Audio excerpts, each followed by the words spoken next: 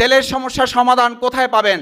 তেলের সমস্যার সমাধান পেতে হলে মন্ত্রণালয়ে গিয়ে দেখেন কি পরিমাণ তৈল ঢালা হচ্ছে, এবং তেলের তো ওখানে তৈল ঢালার কারণে তো বাজারে তেলের সমস্যার সংকট তৈরি হয়েছে। আজকে সরকারের মধ্যে এরকম তৈল ঢালার যদি প্রতিযোগিতা তৈরি হয়, ভালো করে মনে রাখতে হবে, জনৈক এক সাংবাদিকের তৈল ঢালার কারণে শেখ হাসিনার পতনের ঘণ্টা বেজে গিয়েছিল। প্রভাবশালী আপনাদেরই কতিপয় লোকেরা ডিলারশিপ নিয়ে তেল যতটুকু বাজারে যায় সেটাও প্রভাবশালী সরকারি দলের লোকেরা অতিরিক্ত মুনাফা লাভের আশায় কারসাজি করে, মজুতদারি করে, কালোবাজারির মাধ্যমে আমাদের সাধারণ ক্রেতাদেরকে যে কষ্ট দিচ্ছেন, নিয়ন্ত্রণ করতে ব্যর্থ হয়েছেন। তেলের স্বাধীনতাও আজকে আপনারা দিতে সম্পূর্ণ ব্যর্থ হয়েছেন। এই নবীন ভাইয়ের ব্যবসা যদি আজকে প্রভাবশালী একজন বন্ধু, এই বন্ধুর কথা আমরা বিগত দিনেও শুনেছি, এক বন্ধু একজন ব্যক্তিকে ধ্বংস করার জন্য চূড়ান্ত প্রস্তুতি গ্রহণ করেছিলেন। সেই বন্ধুর কথাই বাংলাদেশের মানুষ জানে। আমি বর্তমান মাননীয় প্রধানমন্ত্রী তাকে পরিষ্কার একটা বার্তা দিতে চাই, বন্ধুত্বের এরকম পরিচয় কিন্তু সেই সময় আপনার সর্বনাশ হয়েছিল। নতুন করে আবার বন্ধু এরকম যদি বাজার ঘাটে তৈরি হয়, আবার এই সরকারের সর্বনাশের জন্য অপেক্ষা করতে হবে। হাফেজ নবীন যখন একথা বলেন, আমার সন্তানকে এতিম করতে চাই না, আমি সেই অভিজ্ঞ সংবিধান বিশেষজ্ঞ স্বরাষ্ট্রমন্ত্রীকে এখন বাংলাদেশের মানুষ খুঁজতেছে। আপনি কোথায়? নবীনকে নিরাপত্তা দিতে পারেন না, আপনি সংবিধানকে আবেগের কথা বলে ওটাকে রক্ষা করার জন্য লেগে পড়ে উঠেছেন। আজকে নবীনকে যদি আমরা সব নিরাপত্তা দিতে ব্যর্থ হয়, তারা আগামী দিনে বাংলাদেশে সুস্থ ধারার ব্যবসা পরিচালিত হতে পারে না। তো 20 বছরে এমন চাঁদা, এমন ভাড়া অতিরিক্ত আদায়ের রেকর্ড বাংলাদেশে 20 বছরেও দেখা যায় নাই।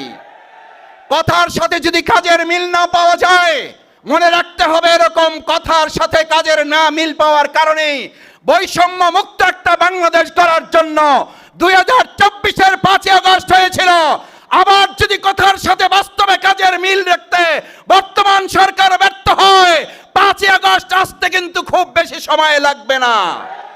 সংস্কার পরিষদের শপথ গ্রহণ করার যদি সময় না থাকে, আমরা আজকে সংবিধান বিশেষজ্ঞের কাছ থেকে শুনি যে আমাদের সময় নাই, সংস্কার পরিষদ এগুলো নিয়ে পরে আলোচনা হবে।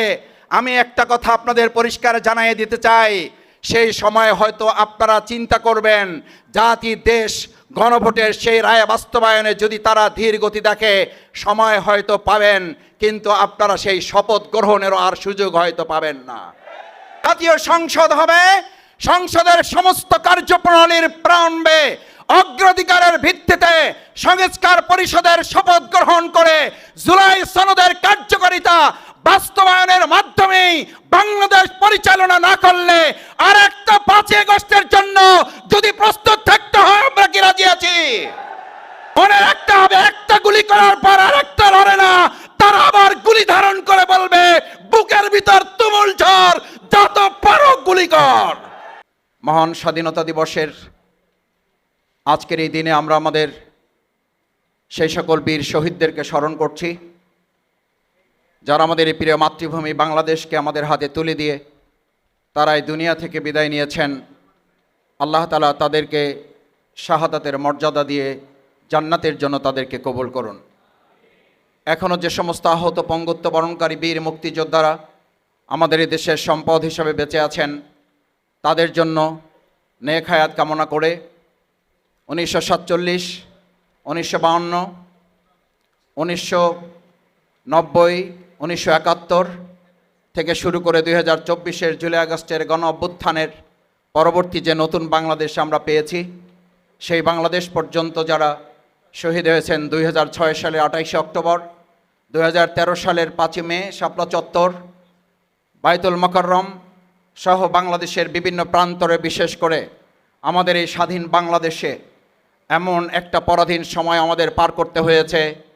হজরত মাওলানা দেলোয়ার হোসেন সাঈদী রাহেমাহুল্লাহকে ফাঁসির রায় দেওয়ার ঘোষণার দিন, তার আগে এবং পরের 3 দিন মিলে 245 জন দেশপ্রেমিক নাগরিককে অন্যায়ভাবে গুলি করে বাংলাদেশে যে একটা বিভৎস পরিবেশ তৈরি করে হয়েছিল, আমরা তাদের জন্য মহান আল্লাহ তাআলার কাছে দোয়া করি।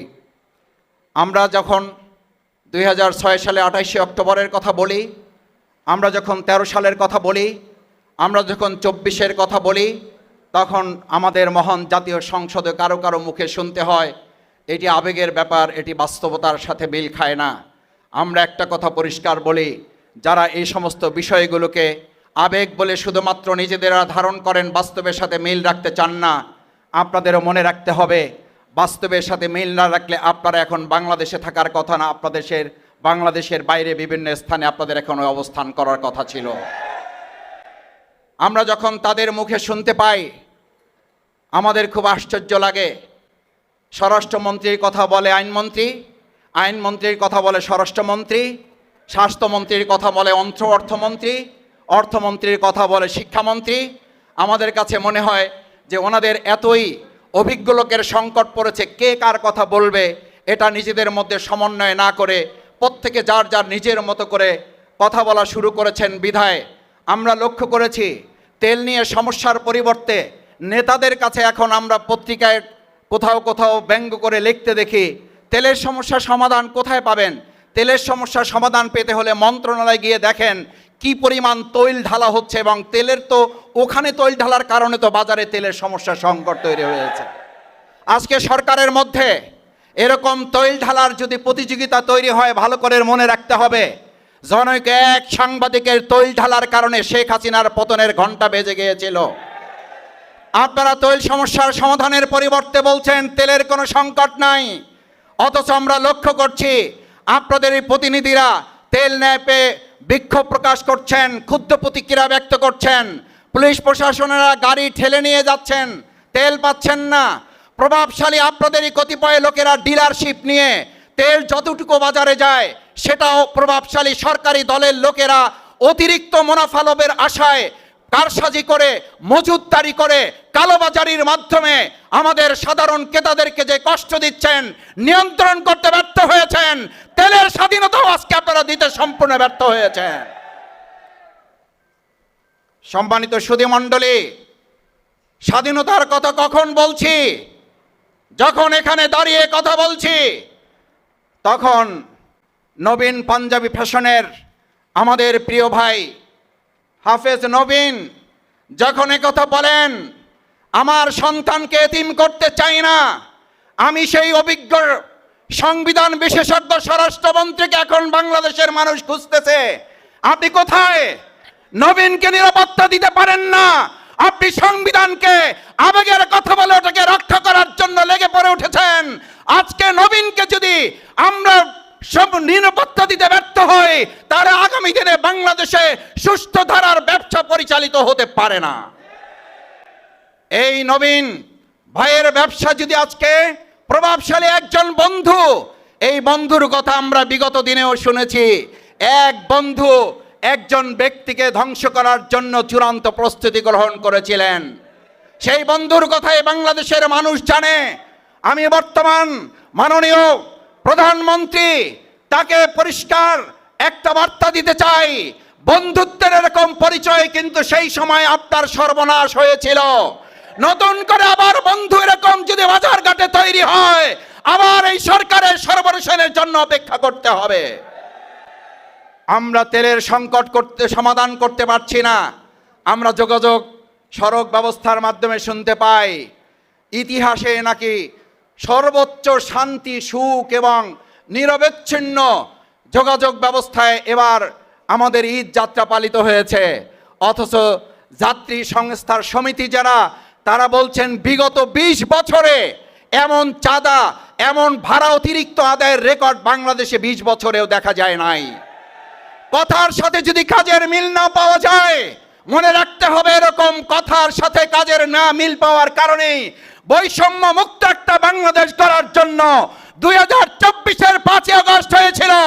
আবার যদি কথার সাথে বাস্তবে কাজের মিল রাখতে বর্তমান সরকার ব্যর্থ হয়, 5ই আগস্ট আসতে কিন্তু খুব বেশি সময় লাগবে না। আমাদের ভাই এবং বন্ধুগণ, আমি শেষ করতে চাই কথা বলে, আমাদের ব্যবসায়ীদের স্বাধীনতা কোথায়? আমাদের যাত্রী সাধারণের স্বাধীনতা কোথায়?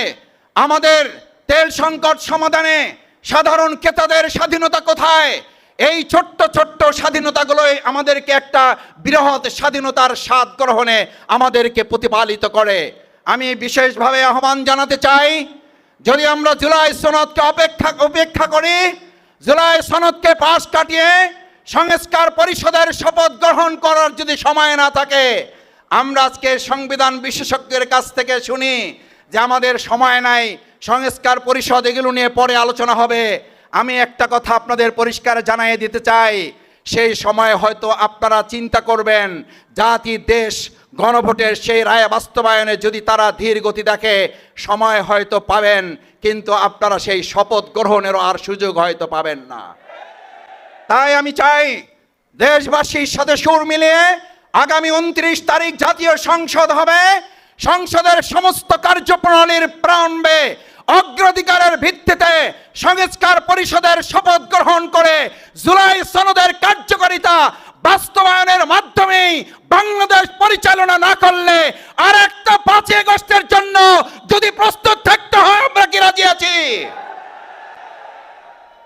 আমরা শুধু রাজি নাই, ইতিমধ্যেই বলা শুরু হয়েছে আমাদের যেই জাতি ফ্যাসিস্টদেরকে বিদায় করেছিল, যাদেরকে একটা গুলি করার পর বলেছিল পুলিশ প্রশাসনের লোকেরা, স্যার একটা গুলি করে একটা মরে বাকিগুলা লড়ে না, একটা গুলি করার পর বাকিগুলা যারা লড়ে না তারা কিন্তু হেলিকপ্টারেও যায় নাই, লন্ডনও যায় নাই, দিল্লিও যায় নাই, তারা এই মাতৃভূমি বাংলাদেশে অবস্থান করছে।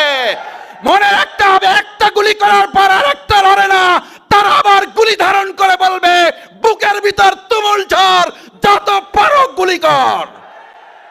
সেই পরিস্থিতি আসার আগেই সাবধান হয়ে জনগণের পালস বুঝে দেশের স্বাধীনতার সার্বভৌমত্ব অক্ষুণ্ণ রেখে দেশ পরিচালনার আহ্বান জানিয়ে আমার বক্তব্য শেষ করছি।